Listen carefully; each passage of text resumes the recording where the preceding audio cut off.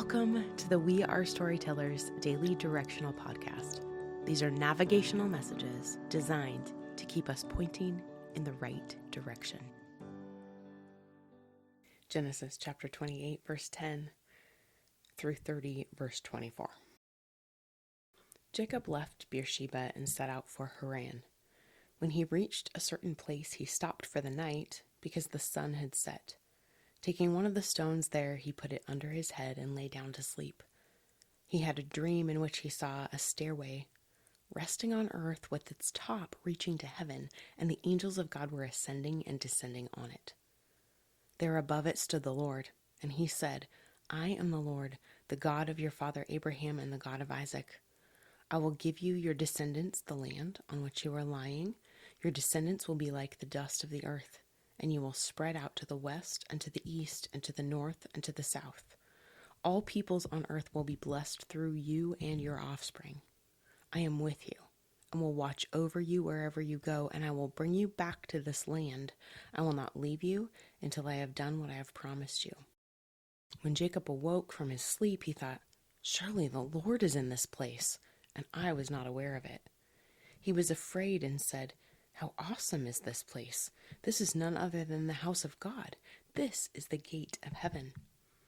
Early the next morning, Jacob took the stone he had placed under his head and set it up as a pillar and poured oil on top of it.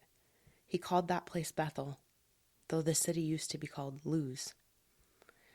Then Jacob made a vow, saying, if God will be with me and will watch over me on this journey I am taking, and will give me food to eat and clothes to wear, so that I return safely to my father's household, then the Lord will be my God, and this stone that I have set up as a pillar will be God's house.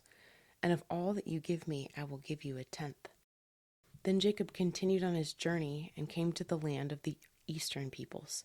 There he saw a well in the open country with 3 flocks of sheep lying near it, because the flocks were watered from that well.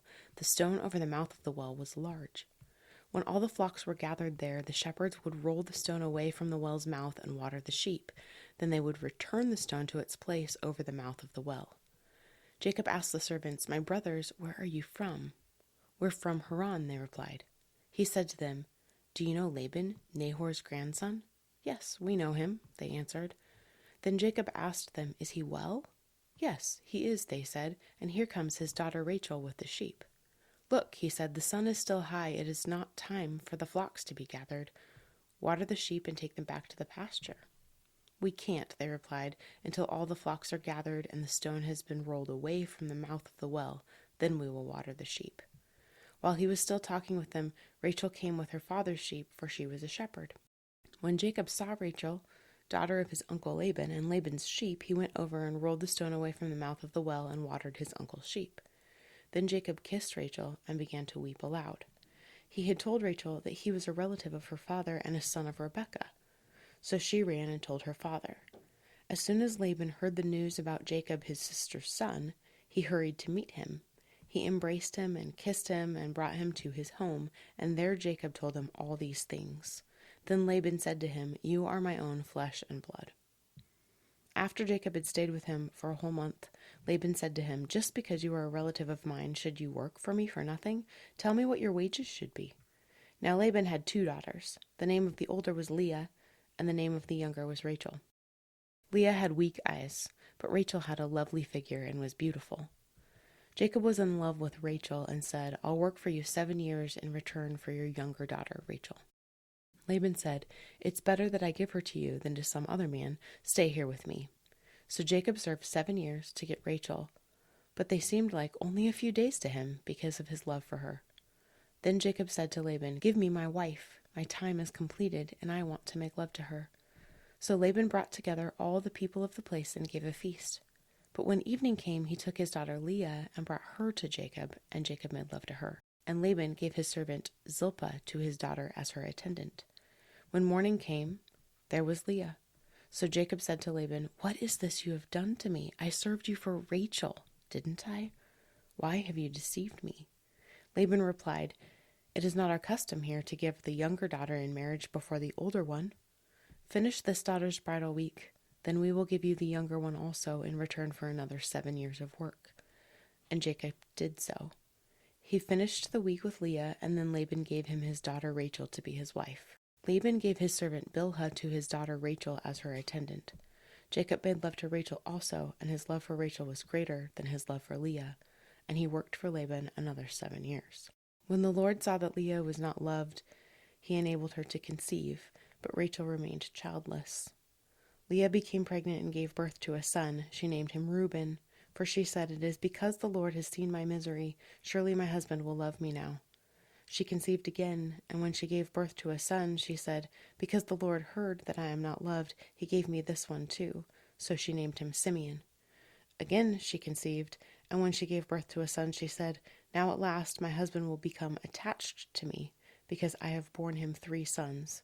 So he was named Levi.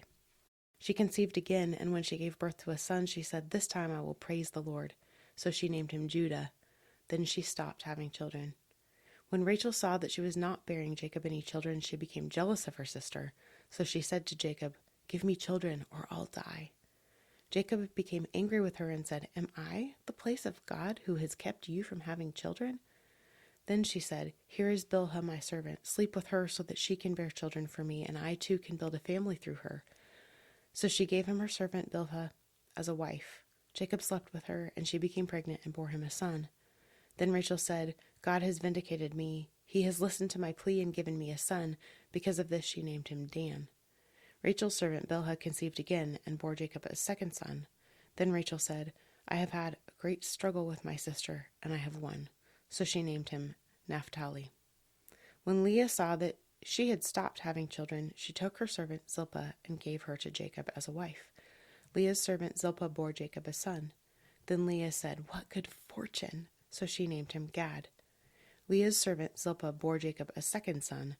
Then Leah said, "How happy I am! The women will call me happy." So she named him Asher.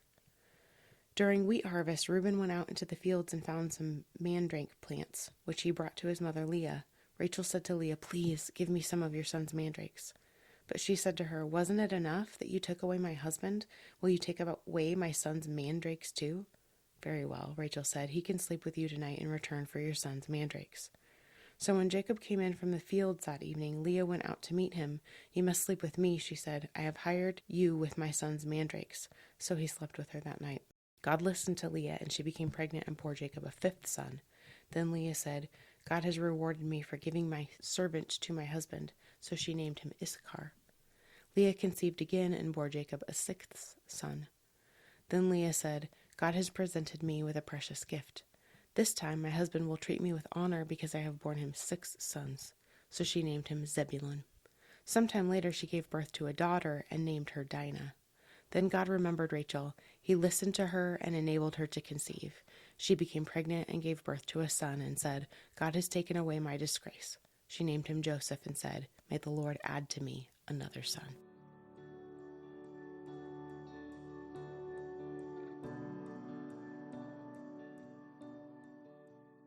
All right, today's questions.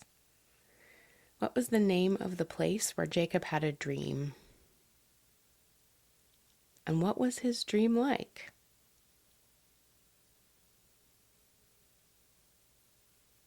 What happened in that place after Jacob encountered God?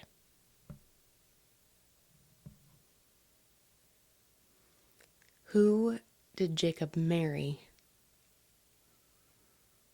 And who tricked Jacob? Set of questions number 2. What things stood out to you in this reading? What did you notice? What was strange? What questions do you have? And number 3, where's God in this today? Where have you been met by him? Where have you noticed him? What things have lifted up off the page or jumped out at you that have never jumped out before? What is it that God is wanting you to think about and to consider and to pray over with him today?